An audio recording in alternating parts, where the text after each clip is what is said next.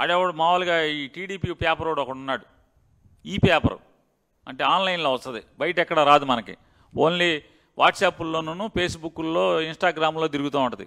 ఆ పేపర్ ఒకటి రాస్తాడు, 11కి అచ్చి రాలేదు జగన్, 11 సంఖ్య అచ్చి రాలేదు, 11 సంఖ్య వచ్చింది, ఇప్పుడు 11 కోట్లు దొరికినాయి, ఇది బ్యాడ్ అంట.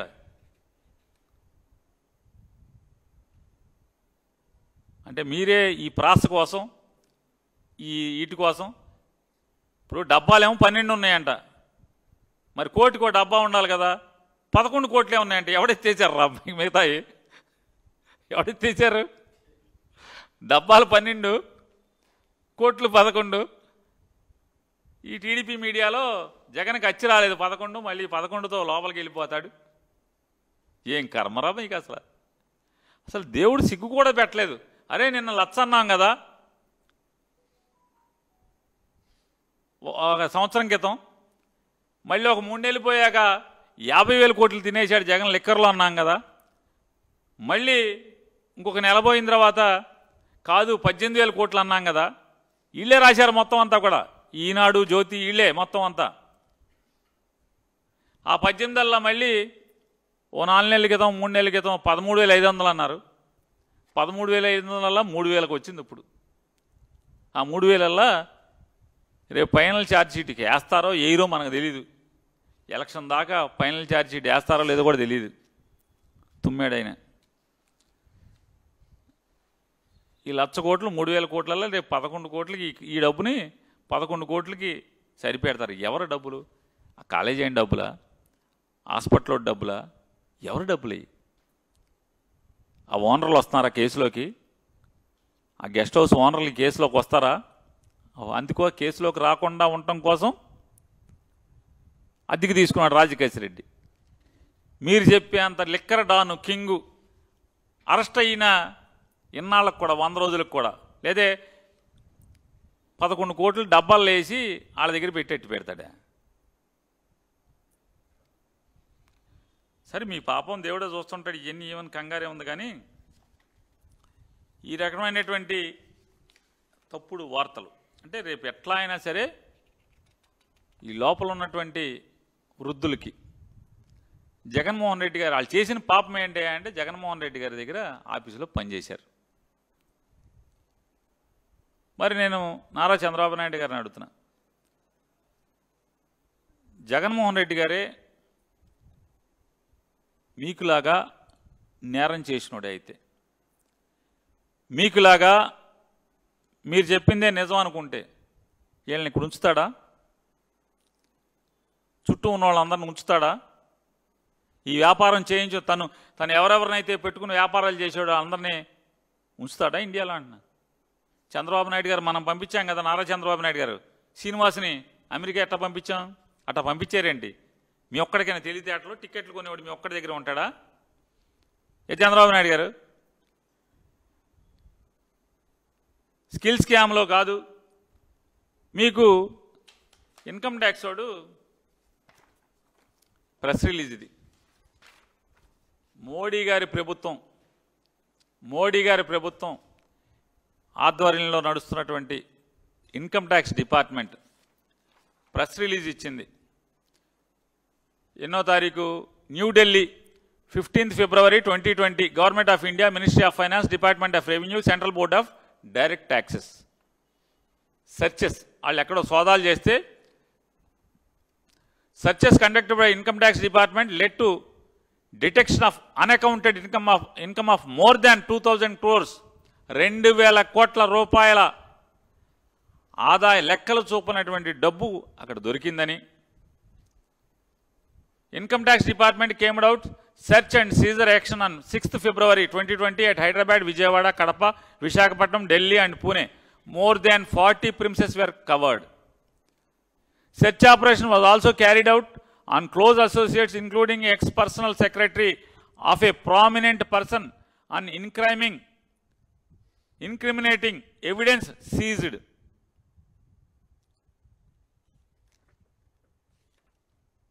ఆయన పర్సనల్ సెక్రటరీని ఒకరిని కూడా మేము ఈ ఆపరేషన్లో కనుగొన్నాం. ఈ డబ్బుల్ని మొత్తం ఆపరేట్ చేయడంలో మొత్తం కూడా ఒక ప్రామినెంట్ పర్సన్ యొక్క పిఏని మేము కనుగొన్నామని చెప్పి ప్రెస్ నోట్ ఇచ్చారు. ఎవడే అంటే అనొచ్చు, ప్రామినెంట్ పర్సన్ అంటే భారతదేశంలో చంద్రబాబు నాయుడు అక్కడనా?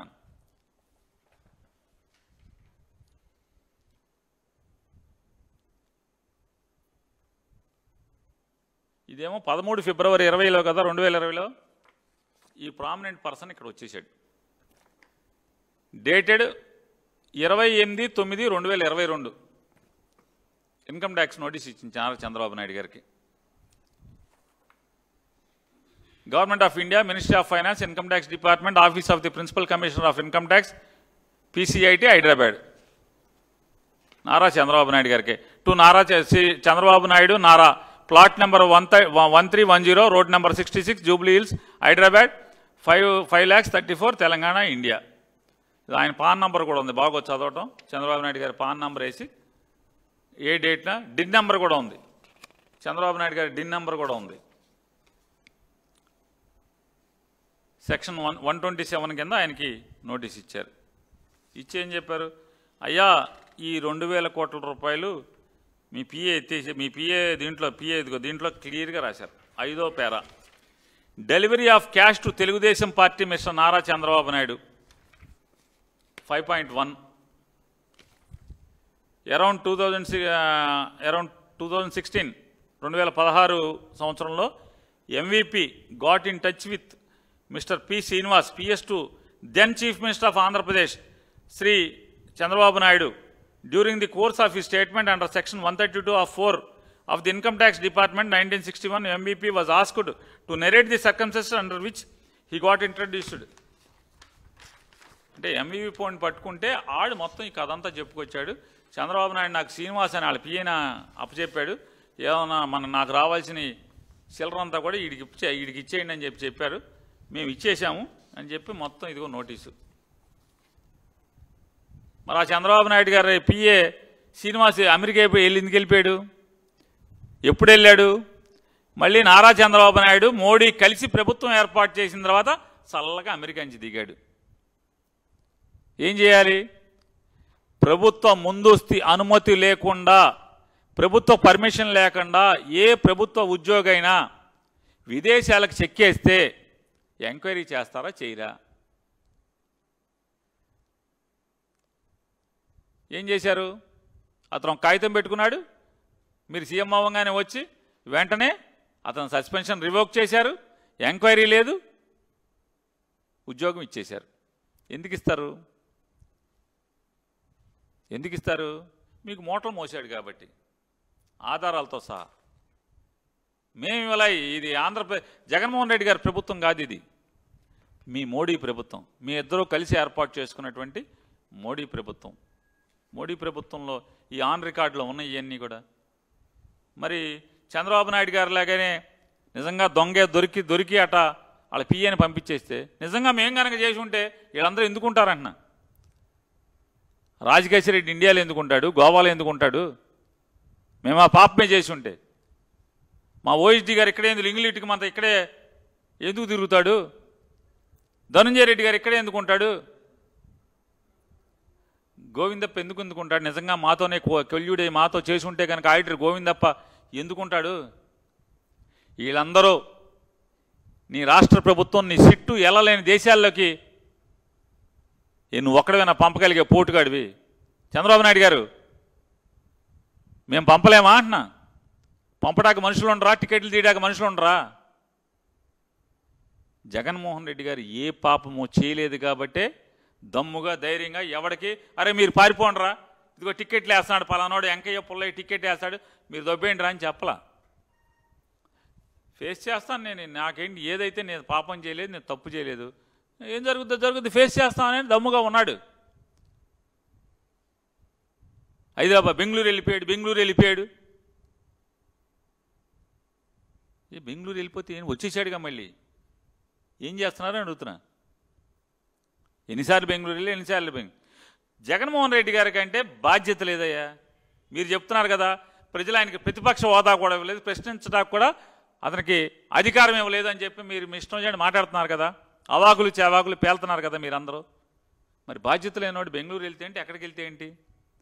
కానీ ప్రజలు మిమ్మల్ని ఏలమని 160 మీరు ఇచ్చిన హామీలన్నీ కూడా అమలు చేయమని, ఈ రాష్ట్రాన్ని బాగు చేయమని చెప్పని 164 సీట్లు ఇస్తే శుక్రవారం కొడుకు ఎందుకు వెళ్ళిపోతున్నాడు హైదరాబాదు, శనివారం తండ్రి ఎందుకు వెళ్ళిపోతున్నాడు హైదరాబాదు, అసలు ఒక ఆయన 10 రోజులకు ఒకసారి 15 రోజులకు ఒకసారి వచ్చి కనపడి ఎందుకు వెళ్తున్నాడు? మీరందరూ ఎక్కడ తిరుగుతున్నారు?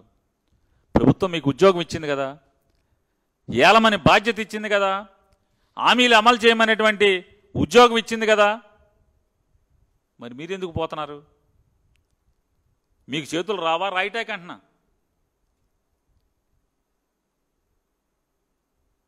వారం రాలేదు, పారిపోయాడు అన్నారు, మళ్ళీ వచ్చాడుగా, ఆయన చెప్పాడుగా వెయిటింగ్ అని, నేను ఇక్కడే ఉన్నా తాడేపల్లిలో, మీ ఇష్టం అన్నాడు కదా.